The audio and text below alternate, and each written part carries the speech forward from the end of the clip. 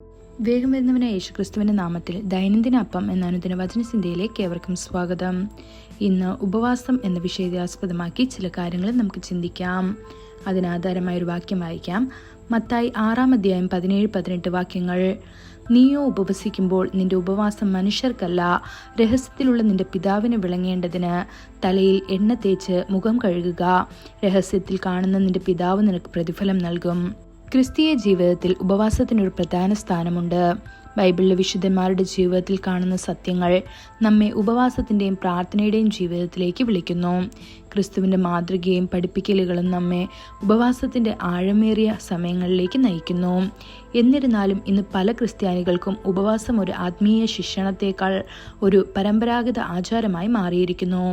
നോമ്പ് കാലത്ത് ചില ഭക്ഷണം കുറയ്ക്കുക മാത്രമല്ല ചെയ്യുന്നത്, മറ്റുള്ളവർ 40 ദിവസത്തേക്ക് മധുരപലഹാരങ്ങൾ കഴിക്കുന്നത് നിർത്തുന്നു.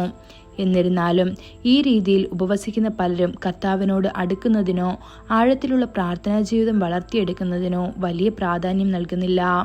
അത്തരം ആചാരങ്ങളെ ഉപവാസം എന്ന് വിളിക്കണോ അതോ ഭക്ഷണം ഒഴിവാക്കണോ എന്ന് ഒരാൾ ചിന്തിക്കുന്നു.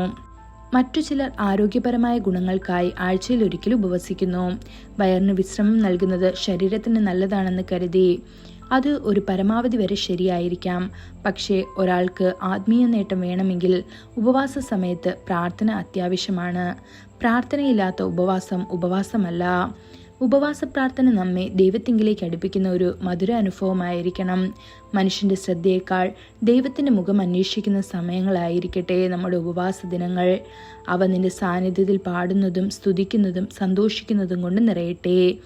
യഥാർത്ഥ ഉപവാസത്തിന്റെ മാധുര്യം ആസ്വദിച്ച ക്രിസ്ത്യാനികൾ ഈ സമയങ്ങൾ ക്രിസ്തുവുമായുള്ള ആഴമേറിയതും പവിത്രവുമായ കൂടിക്കാഴ്ചകളായി മാറുന്നുവെന്ന് കണ്ടെത്തുന്നു. അവർ അത് പ്രചരിപ്പിക്കുകയോ അതിനെക്കുറിച്ച് പ്രശംസിക്കുകയോ ചെയ്യുന്നില്ല. ആഴ്ചയിൽ 2 തവണ ഉപവസിച്ച പരീക്ഷനെ ഓർക്കുന്നുണ്ടോ? അവൻ അതിനെക്കുറിച്ച് വീമ്പിളക്കിയെങ്കിലും ദൈവം അവന്റെ ഉപവാസത്തിൽ സന്തോഷിച്ചില്ല. ദൈവം മുൻപാകെ അവൻ നീതീകരിക്കപ്പെട്ടില്ലെന്ന് ബൈബിൾ വ്യക്തമായി പറയുന്നു. യേശു മരുഭൂമിയിൽ 40 രാവും പകലും ഉപവസിച്ചു, പ്രാർത്ഥനയിൽ സമയം ചെലവഴിച്ചു. ആ ഉപവാസത്തിന്റെ ശക്തിയിലൂടെയാണ് സാത്താൻ തനിക്കെതിരെ കൊണ്ടുവന്ന എല്ലാ പ്രലോഭനങ്ങളെയും ആക്രമണങ്ങളെയും അവൻ മറികടന്നത്. ഇത് ലൂക്കോസ് 4:1-13 വരെയുള്ള വാക്യങ്ങളിൽ നമുക്ക് കാണാൻ സാധിക്കും. പ്രിയ ദൈവ പൈതലേ, നിങ്ങൾ ഉപവസിക്കുകയും പ്രാർത്ഥിക്കുകയും ചെയ്യുമ്പോൾ നിങ്ങൾക്ക് ദൈവത്തിന്റെ ശക്തി ലഭിക്കും. നിങ്ങൾ അവന്റെ ഇഷ്ടം തിരിച്ചറിയും. നിങ്ങൾ വിജയത്തിൽ നിന്ന് വിജയത്തിലേക്ക് പുരോഗമിക്കും.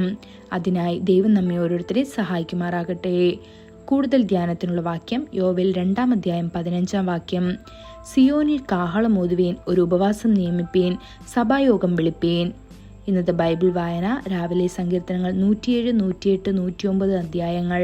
വൈകുന്നേരം 1 കൊരിന്ത്യർ 4 അധ്യായം. ആമേൻ.